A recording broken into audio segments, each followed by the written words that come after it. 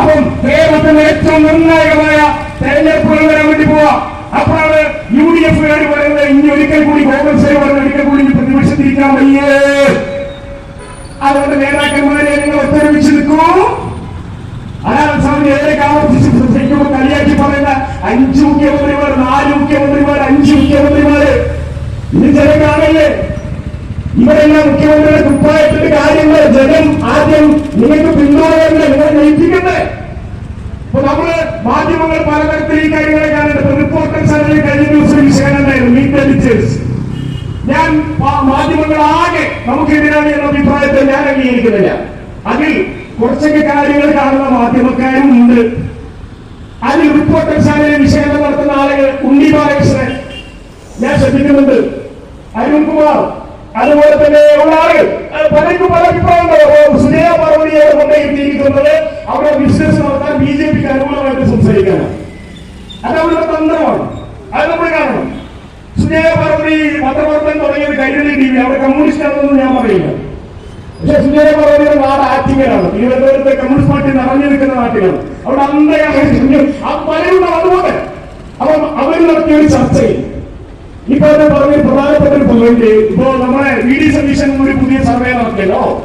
ആ സർവേയിൽ എന്താ പറയുക, 63 പ്ലാൻ B പ്രകാരം 63 സീറ്റ് കോൺഗ്രസ് ഒറ്റയ്ക്ക് നിൽക്കുന്നു. അത്ഭുതം! 63 സീറ്റ് പോയിട്ട് അതിന്റെ പകുതി പോലും കോൺഗ്രസിന് ഇനി കേരളത്തിൽ ജയിക്കാനാവോ? അല്ല, ഇപ്പൊ എത്രയാണത്? 39 അല്ലെ?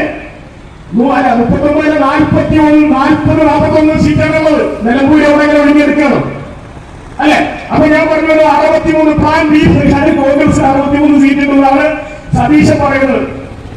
അപ്പൊ ഈ ഒരു ചർച്ചയിൽ അവരും കൂടി പറഞ്ഞൊരു കാര്യം എന്താണെന്ന് വെച്ചാൽ, അപ്പോഴാണ് നമ്മളൊരു കാര്യം മനസ്സിലാക്കിയത്. കഴിഞ്ഞ 4 തെരഞ്ഞെടുപ്പുകളിൽ നിൽക്കാം, അത് നമുക്ക് താല്പര്യമുള്ള വിഷയമാണ്. നമുക്ക് കഴിഞ്ഞ 4 തെരഞ്ഞെടുപ്പ് എപ്പോഴാ?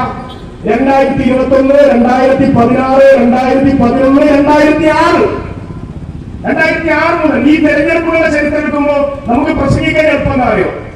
1 തുടങ്ങുമ്പോഴൊക്കെ UDF ജയിച്ചു. 91 UDF, 2001 UDF, 2011 അല്ലെ 2011 UDF ഇത് മുതൽ.